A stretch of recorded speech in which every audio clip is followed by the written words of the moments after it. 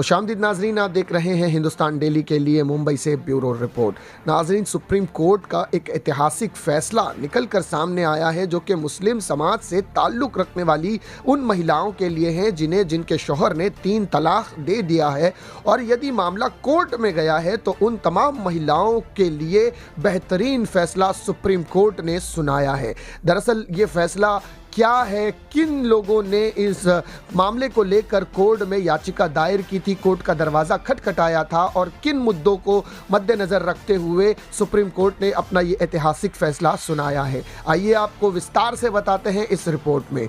दरअसल हुआ कुछ यूँ है कि मोहम्मद अब्दुल समद की पत्नी ने सीआरपीसी की धारा 125 के तहत फैमिली कोर्ट में यह कहते हुए दस्तक दी थी कि उसे 3 तलाक दिया गया है और आग्रह किया था कि उसे गुजारा भत्ता मिलना चाहिए। अदालत ने उसकी बात को मान लिया और उसके लिए मासिक गुजारा भत्ता निर्धारित कर दिया। समद ने इस फैसले के विरुद्ध हाई कोर्ट में अपील की, लेकिन वहां भी उन्हें सफलता न मिली और गुजारा भत्ता बढ़ाकर 10,000 रुपए प्रति माह कर दिया गया।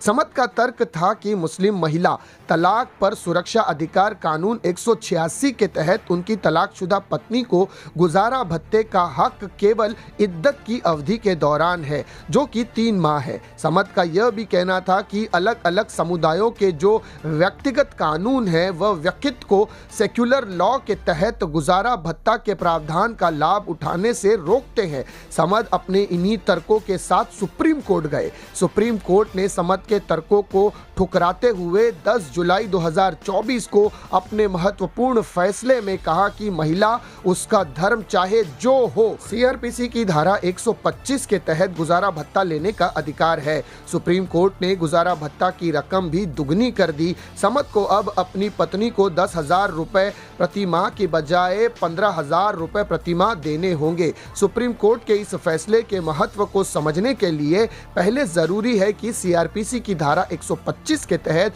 और मुस्लिम महिला तलाक सुरक्षा अधिकार कानून 186 के तहत गुजारा भत्ते के प्रावधानों को संपेक्ष में समझ लिया जाए। सीआरपीसी की धारा 125 कहती है कि तलाकशुदा महिला को अपने पूर्व पति से मासिक गुजारा भत्ता पाने का अधिकार उस समय तक है जब तक कि वह पूर्ण विवाह नहीं कर लेती और बच्चों को गुजारा भत्ता 18 वर्ष की आयु प्राप्त करने तक मिलेगा।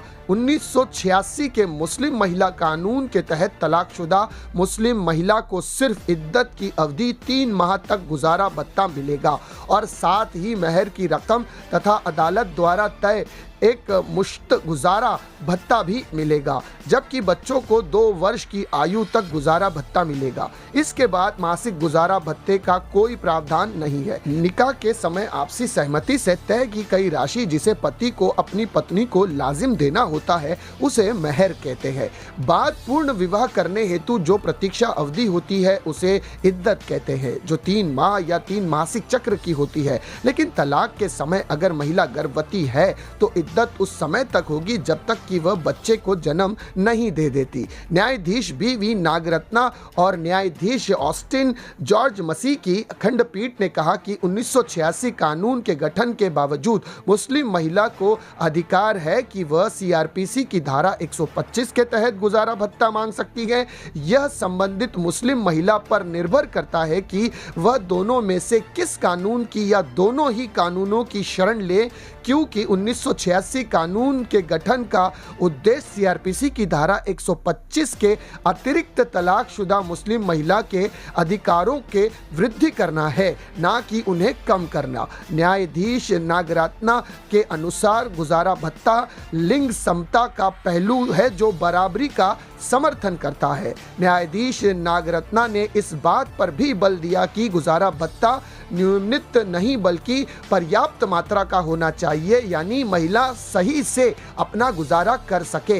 इसमें कोई 2 राय नहीं है कि सुप्रीम कोर्ट ने 1986 कानून की नए सिरे से व्याख्या की है कि उसने महिला को केवल महिला के रूप में देखा और उसकी धार्मिक पृष्ठभूमि पर ध्यान देने की बजाय उसकी ज़रूरतों को को प्राथमिकता दी है। इसके अतिरिक्त अदालत ने तलाकशुदा मुस्लिम महिलाओं के अधिकारों का विस्तार ही किया है कि वह चाहे तो सीआरपीसी की धारा 125 के तहत गुजारा भत्ता ले ले या 1986 कानून के तहत गुजारा भत्ता ले ले या दोनों के तहत ही अपने अधिकारों को हासिल कर ले। यह लिंग समता की दृष्टि से स्वागत योग्य फैसला है, जिसे एक ऐतिहासिक फैसला माना जा रहा है। फिलहाल के लिए इतना ही नाज़रीन। इसी तरह की खबरों के लिए हमारे चैनल को सब्सक्राइब करें। मैं सिराज शेख, हिंदुस्तान डेली से फिर मिलूंगा किसी अगली खबर के साथ। तब तक के लिए जय हिंद।